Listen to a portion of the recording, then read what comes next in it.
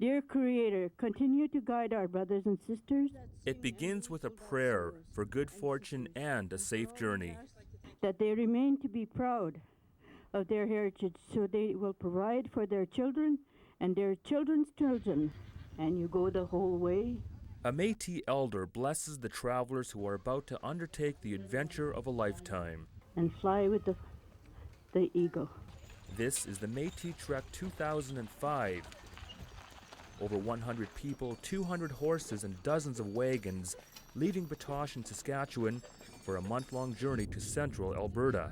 And what we want to do is relive our history, bring back our culture, and make people aware that we're still around, we're not forgotten. The whole idea behind this trek was to make it a family, fun activity and educational as well, very much educational, because we want to educate ourselves, we want to educate other people.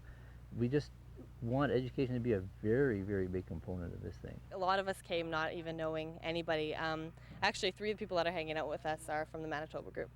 We all kind of clicked, and all of the youth, like we get youth from Manitoba, Alberta. But the trek didn't begin in Batoche. Weeks earlier, planning began in St. Laurent in western Manitoba. At Batoche, Manitoba Métis met up with Saskatchewan Métis. Now all have their eyes set on Métis Crossing near Smoky Lake, Alberta.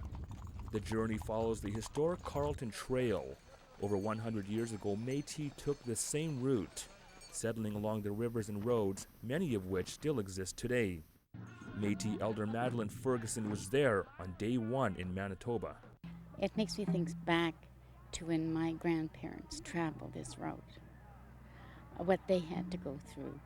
Mind you, we have it a lot easier. If you look around, you see some trailers and campers, but we are tenting it, and it brings back memories to when I was a child, about 7-year-old, and we lived in tents. The Saskatchewan portion of the trek will stop at 20 communities. Along the way, the travelers will celebrate Saskatchewan's centennial as well as their culture. Parades like this one in Duck Lake become the norm. A highlight of the trek, a stopover at Beardy's and Okamasa's First Nation near Duck Lake. A warrior on horseback, gift exchanges, and a pipe ceremony reinforced the bond between Métis and the First Nations. We welcome you to our territory, and we hope that your journey is safe. To commemorate the birthday of our province, it's a special occasion, and to reenact the protocol where our riders, our warriors went and met the trek at our border.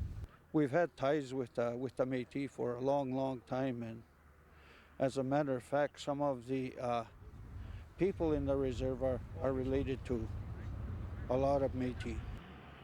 And this is a kind of a historical reenactment when they used to meet together, that they smoked a pipe together I guess the significance is to be living in harmony with one another and to be at peace with one another. It makes me think back to when the first white men came over, how they were welcomed by the Indians, and to have to work together to understand both cultures. The meeting between the Métis and First Nation goes long into the night. A round dance features over 20 singers and drummers. Most drum groups have only 8 people, so this is a rare honor. Truckers and reserve members become one with the music and nature. Personally, when I could see these nations getting together and talking about what protocol was and what the responsibility of our young is, and we're sharing, we're in the same objectives, like, and all of a sudden you come to realize very quickly that you're on the same side, you're wanting to do the same thing. Life on the trail is not all about parades and dancing, and it certainly isn't easy. There's work to be done. Every evening the group sets up camp and tends to the horses. Everybody kind of has a responsibility, and it's one of the things we're trying to teach, I guess, when we're traveling this way. And you may have noticed a lot of young people are around, and they're all willing to help, and they all have a little responsibility, and they really take it very seriously, and we're very appreciative of them. And so they were tremendous help. This is basically what we do every time. Like, we have to get up in the mornings, take everything down, go for breakfast, then we get ready on our trek, and then we have to set up camp and stuff, and then all that. Yeah, so it's pretty busy but fun. We got a number of different people, like from our cooks to the people who just like set up some tents. Our youth group are setting up activities for everybody. Every night there's something happening at the campsite. Perfectly awesome.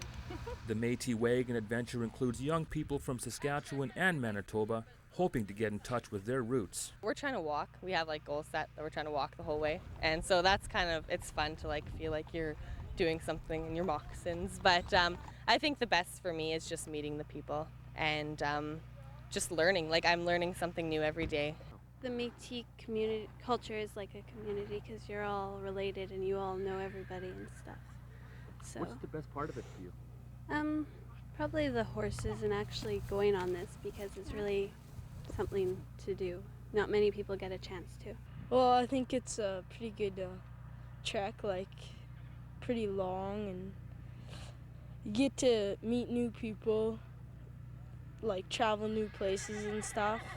It's sort of cool because it's like, you know, going back in our own heritage, back in the past. So It feels like great because we're experiencing what our ancestors did and what they had to go through. The weather and problems with animals. It's a good experience. It's nice to see them to understand this and to get down to their roots. It is very interesting. It would not be a Métis cultural event without fiddles and dancing. There is music to the Métis way of life. The trek allows youth from across the prairies to brush up on their fancy footwork. When they're not jigging or working the campsite, there's also time for crafts. Experienced Métis share their talents. Here, young people are making miniature Métis sashes. It's very much like we meant it to be. We want it to be a big family, a traveling troop of people who are going to enjoy themselves, get to know one another, do some activities together, get to share a lot of our feelings, a lot of what we're doing, where we're going, what is up ahead on the trail, you know. And so like we have meetings every night and gather around and see what went wrong today and what didn't go wrong, what went right. Naturally, not everything goes according to plan on a month-long wagon trek. Horses sometimes get loose, and the weather tends to dampen a few spirits, but organizers take it all in stride. Oh, there's a tremendous amount of challenges. Like we've been planning this thing since last September, and we've just come across many obstacles, and we've had to overcome them. And I think that whole comes into the idea of how conflict resolution happens, you know, and that you just rally behind the troops, and everybody pitches in, everybody gets together and tries to resolve these things as they come up. The youth know what they like and what they don't like. Missing home, that's it. Yeah. No showers. setting up tents and getting up early in the morning. The cold when we're sleeping, because we do have a fireplace that goes out because we don't know how to keep a fire, obviously. So the cold sleeping and not washing, and I guess, of course, the walking. On August 25th, 35 days later, the trek arrives at Métis Crossing, Alberta. Their arrival touches off a 3-day celebration. Métis Crossing is officially opened as a heritage site. The park honors Métis people who've helped settle the prairie provinces. The trail was rough at times. A few people dropped out, others jumped in. Archie Cunningham joined the wagon trail near Onion Lake in Saskatchewan's northwest. He gushes about the perseverance of the trekkers. Them guys from Saskatchewan has been on a trail for over a month, and they really, it's a big commitment.